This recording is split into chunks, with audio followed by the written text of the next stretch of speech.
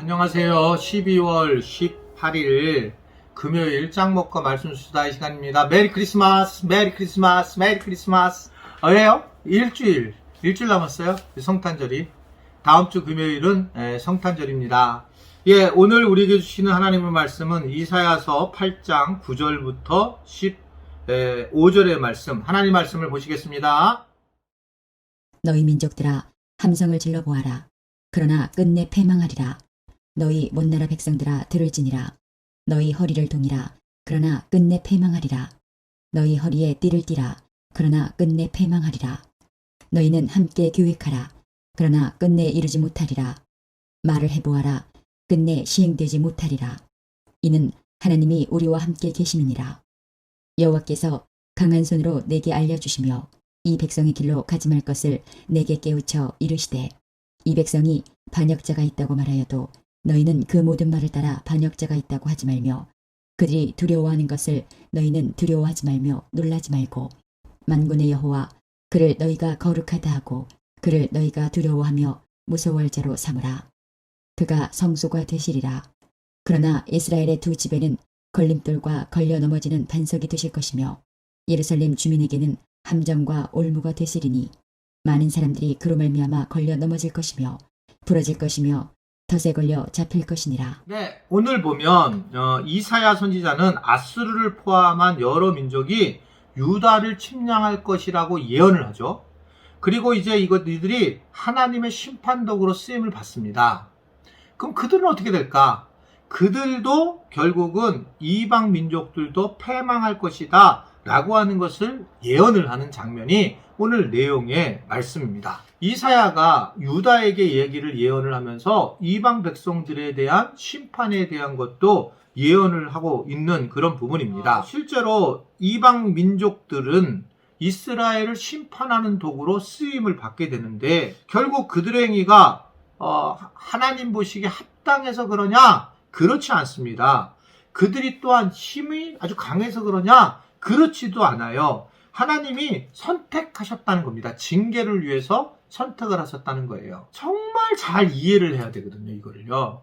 그러니까 왜 이런 일이 벌어졌지? 왜 이렇게 되었지? 근데 그러면 내가 지금 잘 되고 있으니까 내가 잘 되는 건가? 이런 부분에 대해서 입체적으로 성경을 봐야 되는 이유 중에 여기 하나가 있어요.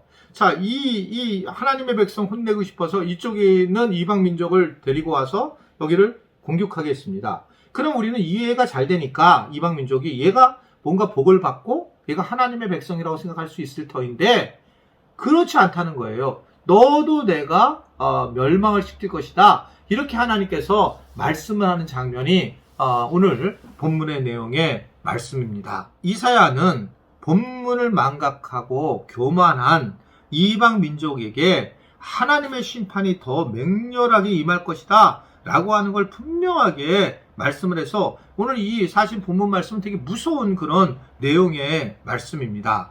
하나님의 본분을 기억하고 하나님 앞에서 항상 겸손한 것이 정말 중요하다라는 것을 이야기하고 있어요. 그러면서 결국은 The Remnant라고 하는 즉 남은 자들 이제 남아있는 유다 백성들이 어떻게 신앙생활할 것인가를 이제 크게 한 두 가지로 이야기를 하고 있죠. 이런 환경에 그쪽에 있는 이 공격한 나라들도 다 패망하게 될 텐데 이때 어떻게 해야 되는가라고 하는 것을 이야기하는 장면이 나옵니다.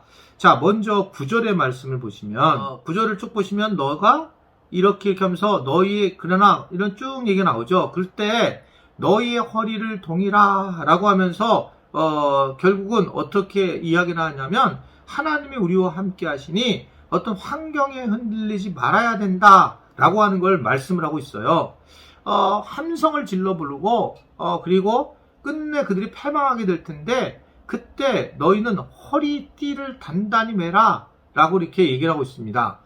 그런데 그들이 패망하게 될 것이다 라고 하는 것을 이야기를 하면서 그러면서 이제 더 나아가 이제 네가 끝까지 하나님이 함께 하시는 것을 잘 유지해야 된다 라고 하는 것을 말씀을 하고 있는 거예요. 사실은 지금 제가 성경 구절을 잘못 봐가지고 지금 그런데 어떻든 간에 이런 내용이 숨어져 있습니다. 환경에 흔들리지 말고 너희가 바르게 가야 된다라고 하는 것을 말씀을 하고 있고 11절부터 15절의 말씀은 철저하게 나머지 있는 사람들도 하나님에게 피해야 한다. 자, 유다도 그랬지. 나머지 그 유다를 패는 이방 민족들도 그랬지. 그리고 남아지 있는 사람들, 살아남은 너희들도 하나님에게 피해야 되지 다른 곳으로 피해서는 안 된다라고 하는 것을 아주 분명하게 말씀을 하고 있습니다. 우리에게는 결국 뭘 얘기하고 있냐면 어떤 다른 것을 의지해서는 안 된다는 거예요.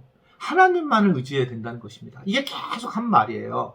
우리가 몸이 아프고 우리가 또는 여러 가지 환경적인 어려움이 있고 무슨 뭐 여러 물질이 없고 뭐 다양한 게 있잖아요. 관계 어렵고. 근데 그런 과정 중에 오직 하나님만을 의지해야 된다. 이게 지금 계속적으로 한 말씀인데 누구에게나 동일한 것은 진리는 딱 하나밖에 없는데 오직 예수님을 의지해야 된다.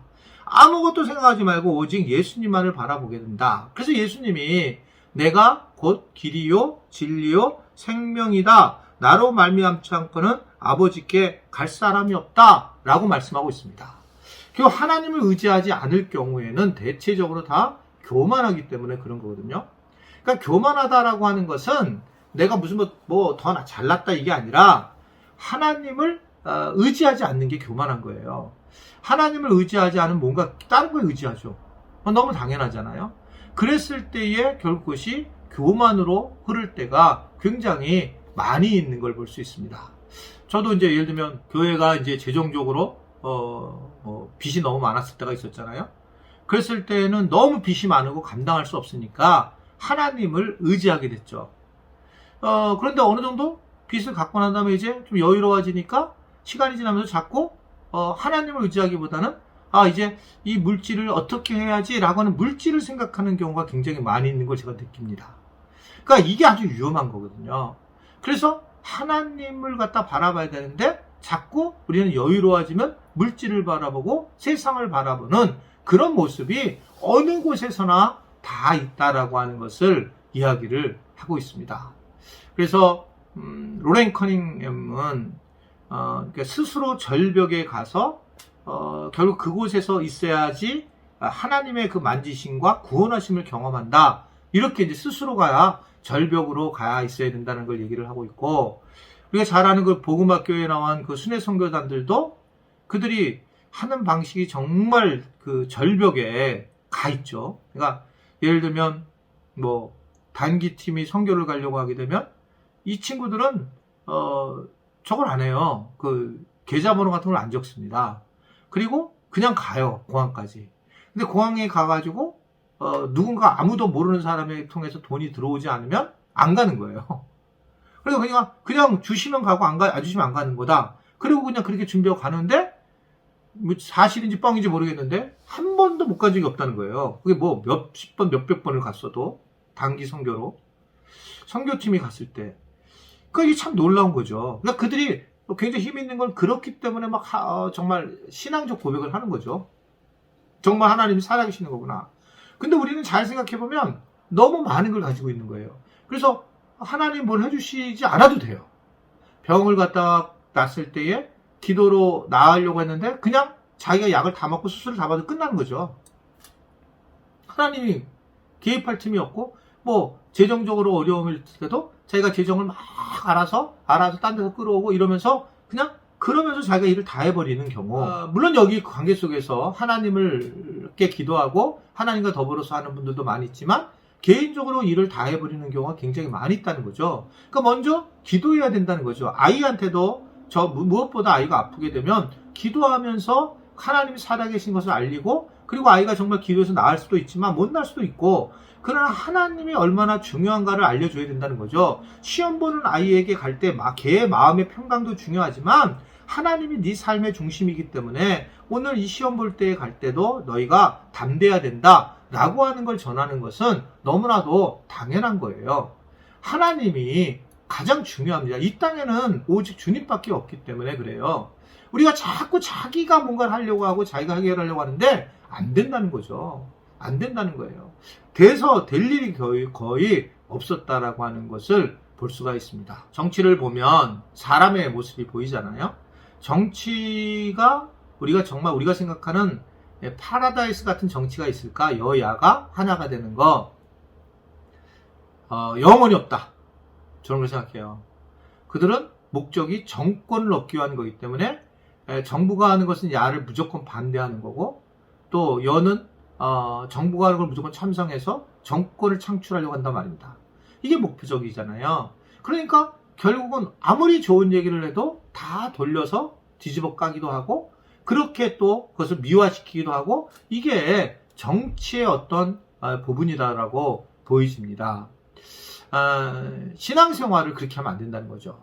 신앙생활은 하나님만을 바라보고 하나님을 의지하고 사람과 같은 그런 관계 속에서 일을 하면 안 된다. 하나님은 왜냐하면 공의로운 분이시기 때문에, 그러기 때문에 우리가 결국 우리가 하나님을 의지하고 세상의 것들, 이런 적들을 넘어서서 하나님만 바라보는 것이 중요하다.